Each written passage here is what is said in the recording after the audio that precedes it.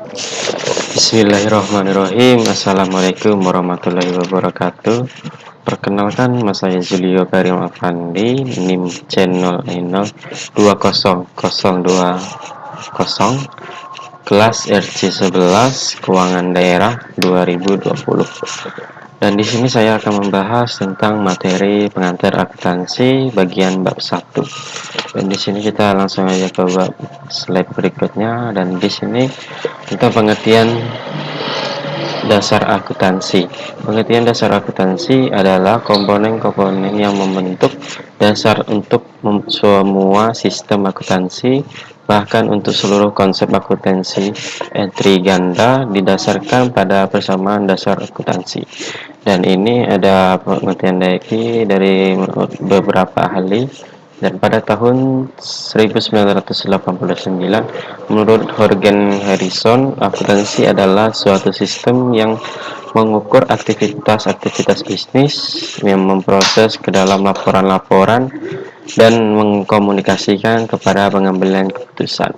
Dan pada tahun 1995, menurut Weigen Kieso Enkel, akuntansi adalah suatu proses yang terdiri tiga aktivitas, yaitu mengidentifikasi, mencatat, dan mengkomunikasikan kegiatan ekonomi dari suatu organisasi kepada pihak-pihak yang berkepentingan atas informasi tersebut. Dapat kita simpulkan lagi dari pengertian ini, persamaan akuntansi ialah komponen yang membentuk dasar semua sistem akuntansi, memproses ke dalam laporan-laporan, dan mengkomunikasikan kepada pengambilan keputusan, dan mencatat kegiatan ekonomi dari suatu organisasi kepada pihak-pihak yang berkepentingan atas informasi tersebut. Dan itulah dari kesimpulannya sama dasar akuntansi. Dan kita lanjut ke slide berikutnya. Nah, ini ruang lingkup persamaan dasar akuntansi. 1. Persamaan dasar akuntansi disusun atas transaksi yang dimana utang ditambah dengan modal sama dengan harta. Dan tujuan persamaan dasar akuntansi adalah sebagai dasar catatan transaksi harus masuk ke dalam dua aspek, yaitu aktiva atau harta, dan pasiva adalah utang dan modal. Dan kita lanjut slide berikutnya lagi. Dan di sini adalah perkembangan sejarah akuntansi di Indonesia. Nah, pada zaman penjajahan Belanda, perusahaan di Indonesia menggunakan sistem kontinental atau tata buku yang digagas oleh Luca Pacioli. Meskipun sama-sama berasal dari pembukuan berpasangan, tapi akuntansi ini berbeda dengan tata buku. Dan setelah tahun 1960, akuntansi cara Amerika mulai diperkenalkan di Indonesia.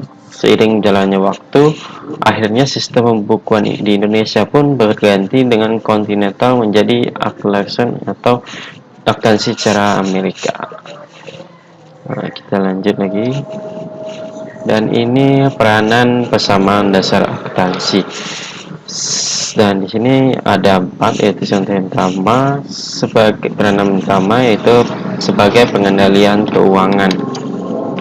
Nah, pengendalian keuangan ini perannya gunanya untuk melihat apakah perusahaan mendapatkan keuntungan ataupun kerugian, dan data ini memberikan evaluasi tentang performa bisnis yang berjalan.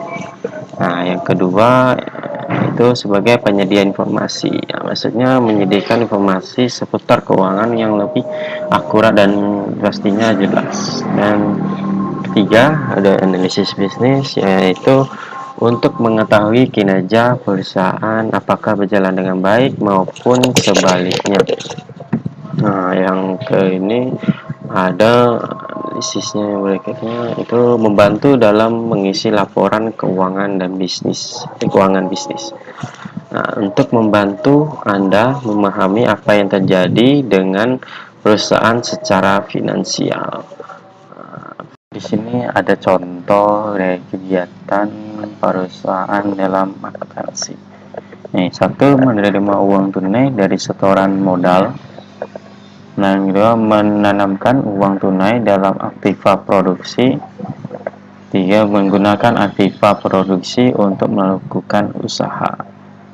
Nah, dan segitulah dari materi dari pengantar akuntansi bagian bab 1, dan kesimpulannya bahwa setiap perusahaan itu ada ilmu akuntansinya dan gunanya untuk menganalisa data keuangan dan untuk digunakan dalam pengambilan keputusan ekonomi di suatu perusahaan.